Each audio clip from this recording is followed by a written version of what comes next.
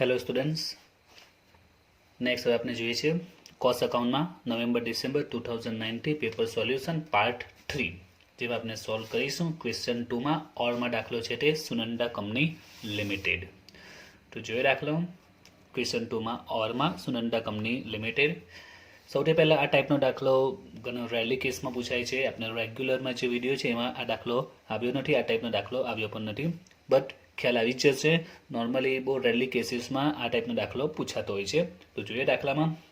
From the record of Sunanda company limited for the year 17-18 the following information is available. પર્ટિક્યુલરમાં 1 April 17, 1 April 18, એટલે 2017-18 છે, એટલે 1 April 17 two 31 March 18 કહેવાશે, right. એટલે આ 1 એપ્રિલ 17 રો મટીરિયલ્સ, એકચ્યુઅલી આ રો છે, raw material, semi finish goods and goods. તો આ બધી ગુડ્સની ઇન્ફોર્મેશન આપેલી છે. એની 1 એપ્રિલ 17 અને 1 એપ્રિલ 18ની બેલેન્સ છે, એટલે આપણે એને કહીશું આ ઓપનિંગ બેલેન્સ છે અને આ એની ક્લોઝિંગ બેલેન્સ આપેલી છે. રો મટીરિયલની 70-76, સેમી ફિનિશ ગુડ્સની 80-120, ફિનિશ ગુડ્સ ₹25 પર યુનિટ છે 55, અને અહીંયા પણ 55 છે 110, ડાયરેક્ટ લેબર છે 160.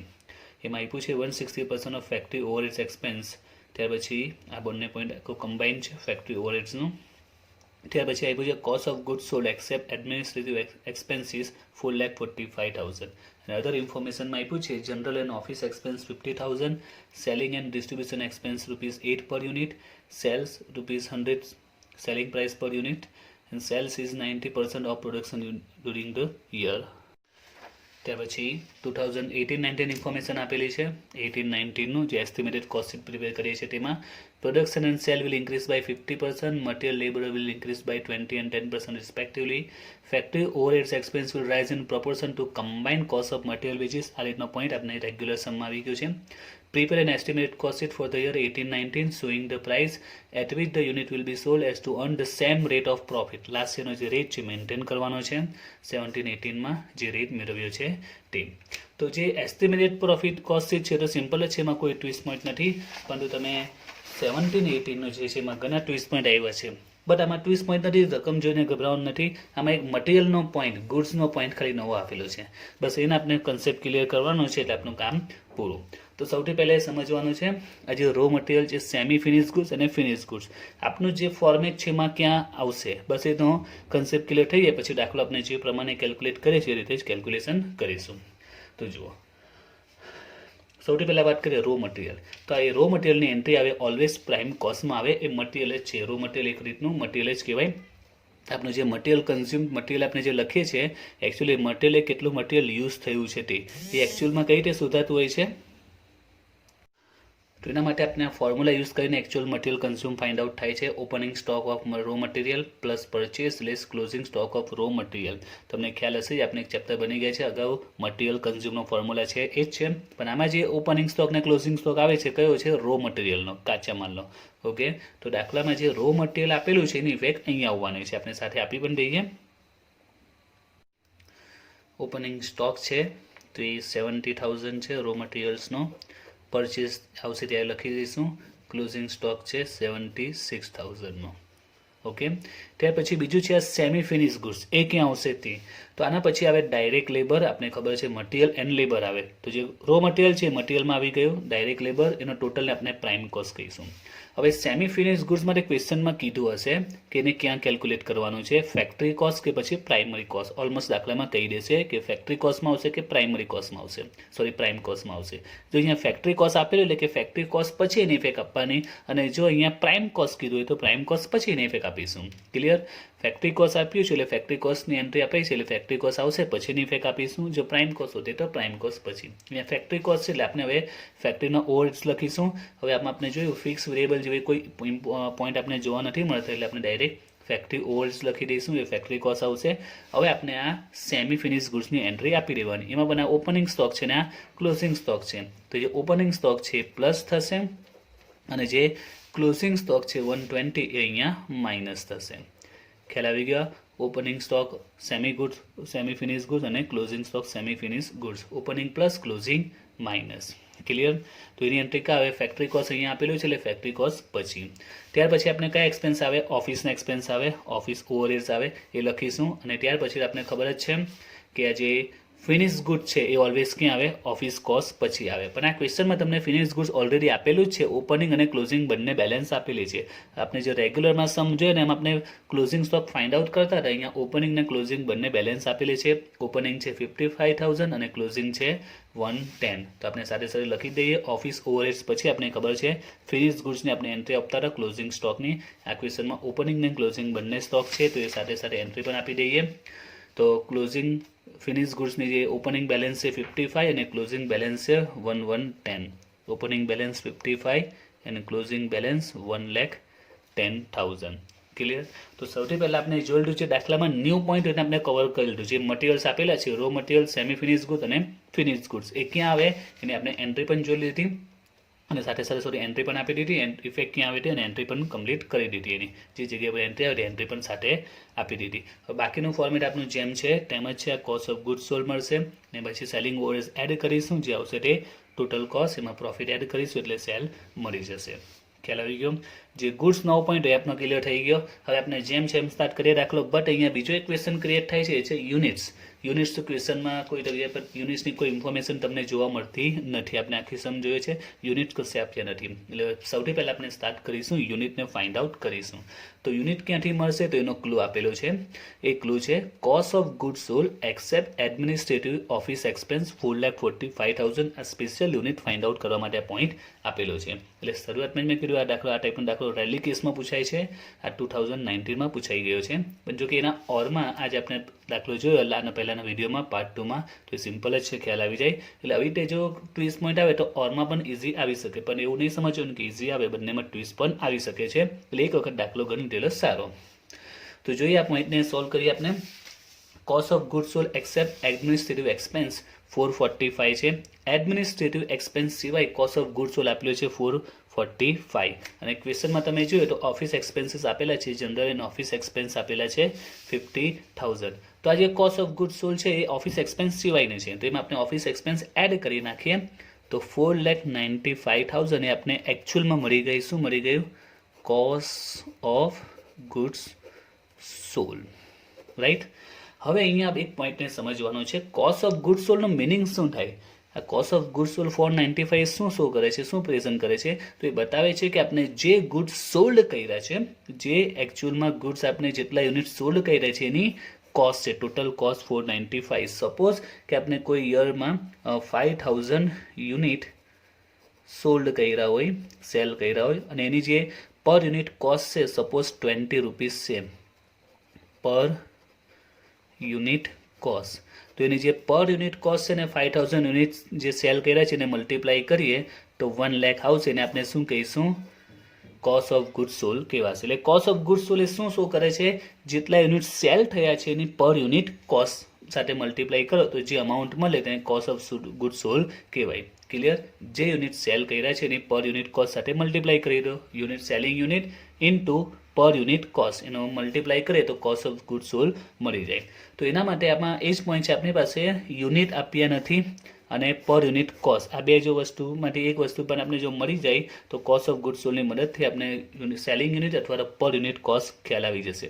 તો દાખલામાં ટ્વિસ્ટ પોઈન્ટ એ છે, અહીંયા જ દાખલામાં મેન છે, ઘણા વિદ્યાર્થીઓ અહીંયા કન્ફ્યુઝ થઈ જાય છે કે કોસ્ટ ઓફ ગુડ્સ સોલ્ડ છે એનો મિનિંગ આપણે સમજી લીધો. હવે એની હેલ્પથી આપણે કઈ રીતે યુનિટ્સ મળશે તે જો.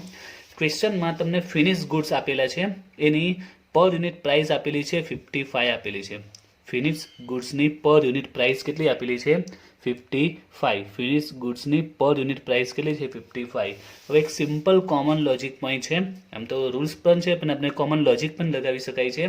આ જે ગુડ્સ ફિનિશ થયા છે એનું આપણે શું કરીશું? જે ગુડ્સ ફિનિશ એટલે કે કમ્પ્લીટ થઈ ગયા છે, કમ્પ્લીટ થયા હવે આપણે શું કરીશું? સેલ કરીશું. રાઈટ? જે ગુડ્સ કમ્પ્લીટ થઈ ગયા છે એનું આપણે શું કરીશું? સેલ કરીશું. હવે આ જે 55 એ શું બતાવે છે? એની કોસ્ટ બતાવે છે.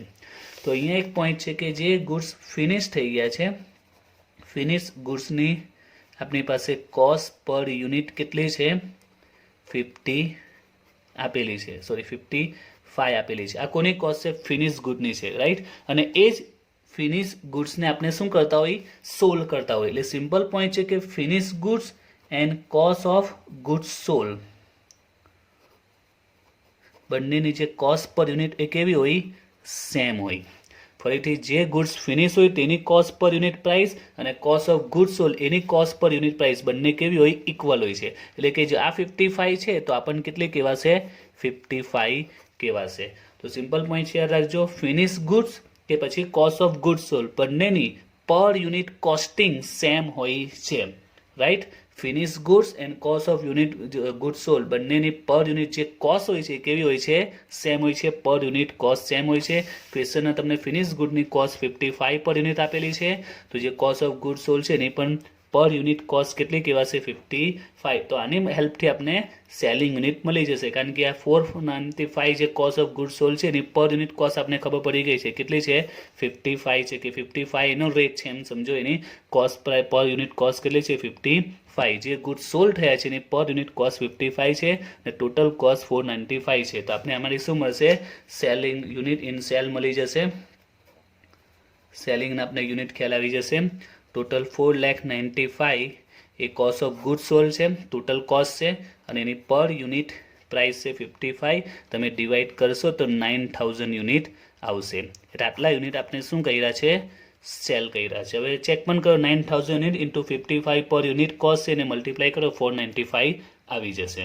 તો ક્વેશ્ચનનો જે એકચ્યુઅલમાં ટ્વિસ્ટ પોઈન્ટ છે તે આ જ છે કે આ યુનિટ ફાઇન્ડ આઉટ કરવાના. આ મળી ગયા. હવે ક્વેશ્ચનમાં કોઈ ટ્વિસ્ટ પોઈન્ટ રહ્યો નથી. મેઇન પોઈન્ટ આ છે કે પર યુનિટ યુનિટ કેટલા સોલ્ડ થયા છે ને કેટલા પ્રોડક્ટ કર્યા છે તે. હવે તમને સેલના યુનિટ મળી ગયા છે, હવે આપણે શોધવાના છે પ્રોડક્શન યુનિટ. તો એ મળી જશે સેલની હેલ્પથી, કારણ કે એક પોઈન્ટ બીજો આપેલો છે, sales is 90% of production during the year. Sale કેટલું છે, 90% of production. Sales is 90% of production, બરાબર છે. સેલ એ 90% છે પ્રોડક્શનનું. તો અહીંયા આપણે સપોઝ કરીએ, સપોઝ પ્રોડક્શન 100 હોય તો સેલ કેટલું થશે ને, 90% એટલે 90. હવે સિમ્પલ સ્ટેપ આપણે લઈશું કે સેલ જ્યારે 90 ત્યારે પ્રોડક્શન 100, તો આપનું સેલ આવ્યું 9,000 યુનિટ છે, તો પ્રોડક્શન કેટલું, તો પ્રોડક્શન આવશે 10,000 યુનિટ. ક્લિયર.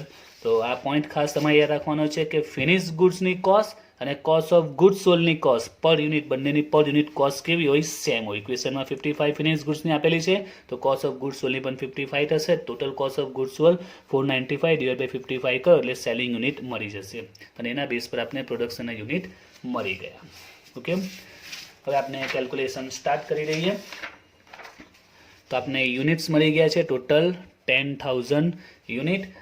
સૌથી પહેલાં મટીરિયલ કન્ઝ્યુમ આપણી પાસે ઓપનિંગ સ્ટોક છે, ક્લોઝિંગ સ્ટોક એ આપણે રાઇટ ડાઉન કર્યો, બટ પરચેસની ઇન્ફોર્મેશન નથી, તો જે નથી તેને સ્કીપ કરીને આગળ વધીએ. હવે ત્યાં આગળ આવે છે ડાયરેક્ટ લેબર. તો ડાયરેક્ટ લેબર આપણે આપી દીધેલ છે ક્વેશ્ચનમાં.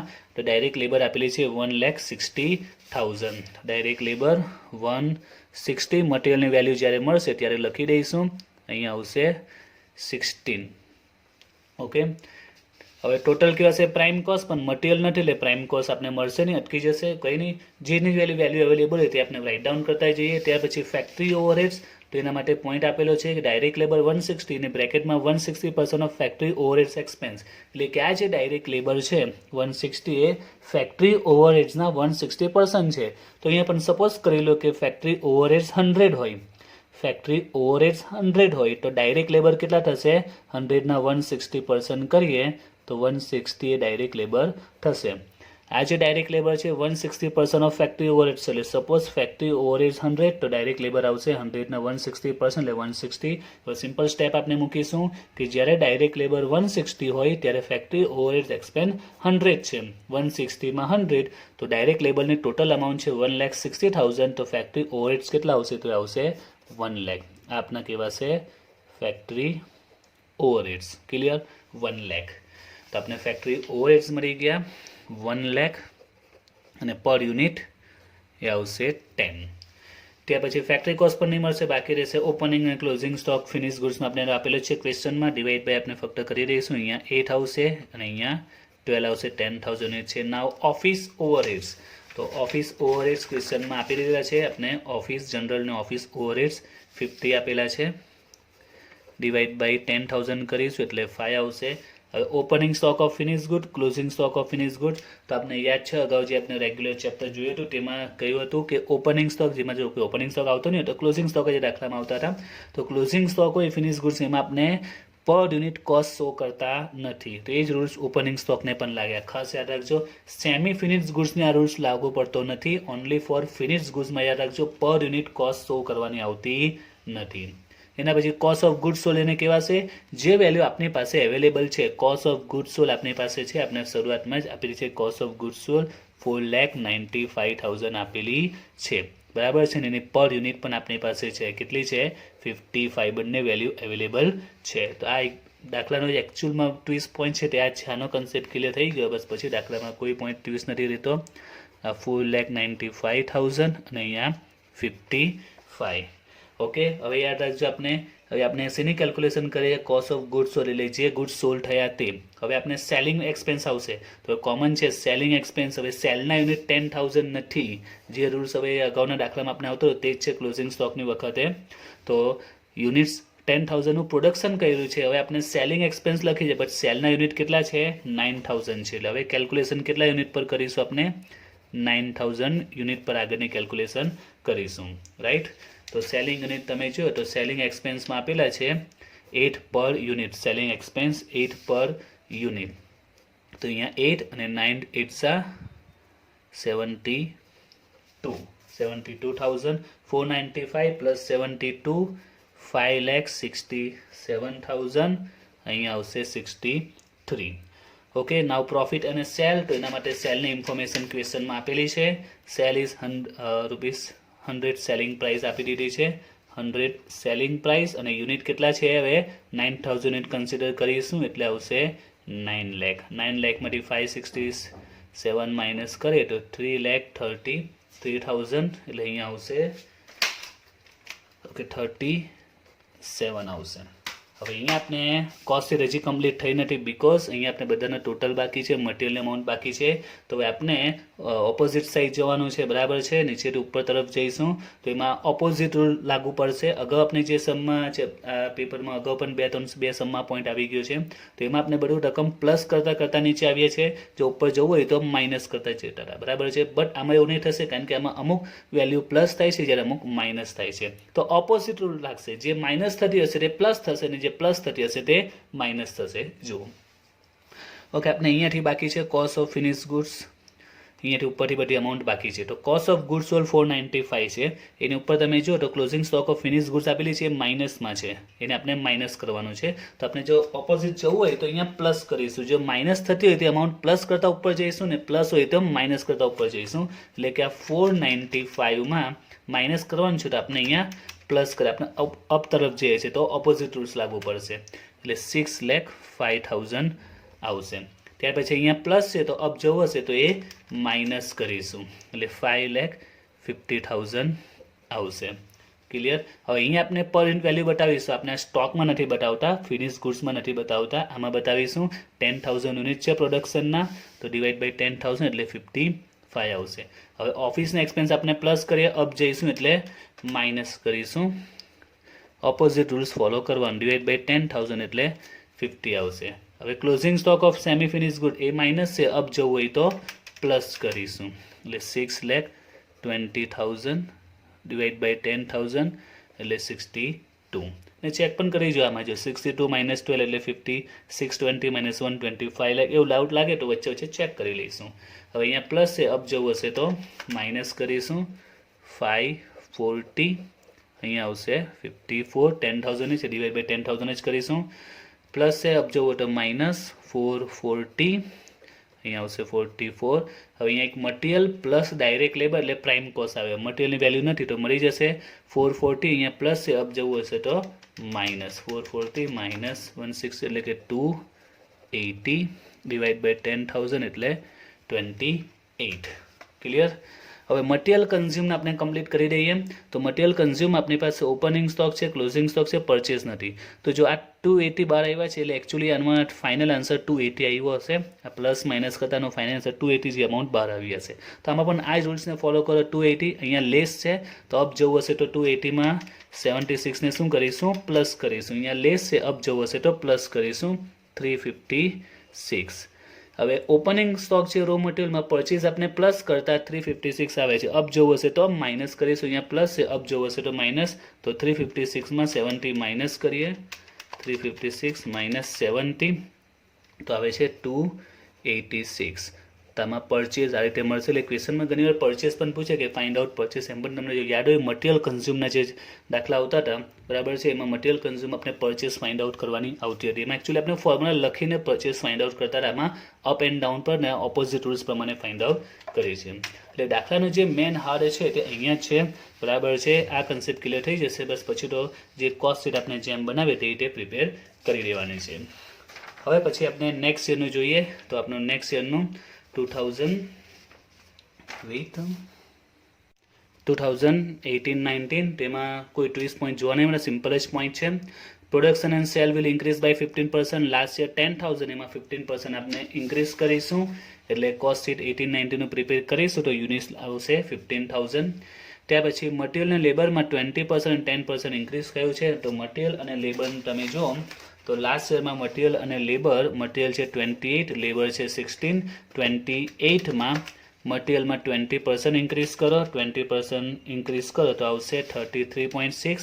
અને ડાયરેક્ટ લેબર છે એમાં 10% ઇન્ક્રીઝ કરવાનું છે. ડાયરેક્ટ લેબર છે 16.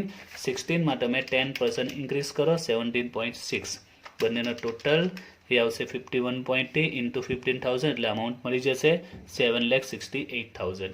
નાઉ ફેક્ટરી ઓવરહેડ્સનો પોઈન્ટ આપેલો છે કે factory overheads expense will rise in proportion to combine cost of material wages. તો આ પોઈન્ટ અગાઉ આવી જ ગયો છે. રેગ્યુલર સમ આપણે જે કહી રહ્યા એમાં કે મટીરિયલ અને વેજીસની જે કમ્બાઇન કોસ્ટ એના પ્રોપોર્શનમાં ઇન્ક્રીઝ થાય છે. તો લાસ્ટ યરની મટીરિયલ અને વેજીસની કમ્બાઇન કોસ્ટ જોઈએ તો 28 અને 16 44 છે રાઈટ. અને એની સામે એનો ફેક્ટરી ઓવરહેડ્સ કેટલો છે 10 રૂપીસ છે. કમ્બાઇન કોસ્ટ 44 છે અને ફેક્ટરી ઓવરહેડ્સ 10 છે. 44 સામે 10 છે અને અત્યારે કમ્બાઇન કોસ્ટ 51.2 છે. તો એમાં કેટલી? તો 11.64 આવે છે ઇન્ટુ 15,000 એટલે 174,600 ટોટલ કરીશું એટલે ફેક્ટરી કોસ્ટ મળી જશે. હવે આગળ બીજામાં કોઈ પોઈન્ટ આપેલા નથી એટલે બાકીના એક્સપેન્સ આપણે જે ફિક્સ અને વેરિયેબલ હશે એ રીતે આપણે શો કરીશું. તો આના પછી આવશે ફેક્ટરી ઓવરહેડ્સ. તો ફેક્ટરી ઓવરહેડ્સ તમે જો ઓફિસ ઓવરહેડ્સ. તો ઓફિસ ઓવરહેડ 50,005. તો આમાં આપણે ખબર છે કે કોઈ ઇન્ફોર્મેશન નહીં હોય તો એને આપણે કયા સપોઝ કરીએ ફિક્સ. એ પ્રમાણે આપણે 50,000 અહીંયા શું કરીશું ડિવાઈડ બાય 15,000 એટલે 3.33 જે આવશે તે ઓફિસ કોસ્ટ અથવા કોસ્ટ ઓફ પ્રોડક્શન પણ કહી શકાય. એના પછી સેલિંગ ઓવરહેડ્સ. તો સેલિંગ ઓવરહેડ્સમાં પણ કોઈ ઇન્ફોર્મેશન નથી ફિક્સ કે વેરિયેબલ. તો અહીંયા પણ કોઈ ઇન્ફોર્મેશન નહીં હોય તો યાદ રાખજો સેલિંગને આપણે કયા સપોઝ કરીશું વેરિયેબલ. જ્યારે કોઈ ઇન્ફોર્મેશન નહીં આપે તો સેલિંગ એક્સપેન્સને વેરિયેબલ સપોઝ કરી લઈશું. એટલે કે આ જે 8 છે તે આપણે કન્સિડર કરીશું વેરિયેબલ પ્રમાણે. પર યુનિટ 8 લખીશું ઇન્ટુ 15,120 જે આવે તે ટોટલ કોસ્ટ. હવે નાવ પ્રોફિટ. તો પ્રોફિટ માટે કીધેલું છે મેન્ટેન કરવાનો છે સેમ રેટ ઓફ પ્રોફિટ. એટલે લાસ્ટ યરનો જે પ્રોફિટ છે તે જ. તો લાસ્ટ યરમાં આપણે જોઈએ લાસ્ટ યરની કોસ્ટ છે 63 અને સામે પ્રોફિટ છે 37. તો સિમ્પલ આપણે સ્ટેપ આવશે 63 કોસ્ટ હશે ત્યારે પ્રોફિટ છે 37 લાસ્ટ યરનો. તો આ યરમાં આપણે વાત કરીએ તો પ્રોફિટ કોસ્ટ કેટલી છે 74.17 તો કોસ્ટ પ્રોફિટ કેટલો તો 43.56 ઇન્ટુ 15,000 એટલે પ્રોફિટ મળશે. ટોટલ કરતાં આ સેલની અમાઉન્ટ મળી જશે. હવે બીજો પોઈન્ટ કે આ ક્વેશ્ચનમાં તમારા જે ગુડ્સ એની કોઈ ઇન્ફોર્મેશન એન્ટ્રી આવશે નહીં. કારણ કે આમાં ઓપનિંગ સ્ટોક રો મટીરિયલ હતું પછી સેમી ફિનિશ ગુડ છે કે ફિનિશ ગુડ છે એની કોઈ ઇફેક્ટ આવશે નહીં. બિકોઝ આમાં કોઈ ઇન્ફોર્મેશન આપી જ નથી. 18-19માં ઓનલી કીધું છે production and sale increase by 15%. તો આપણે જે બેઝિક ફોર્મેટ છે બસ એને જ ફોલો કરીશું. કોઈ ગુડ્સની એન્ટ્રી આવશે નહીં. ઓકે. તો અહીંયા આપણા જે સેકન્ડ સમ છે ઓરમાં પૂછાયેલો યુનિટ કોસ્ટમાં એ આપનો કમ્પ્લીટ થાય છે.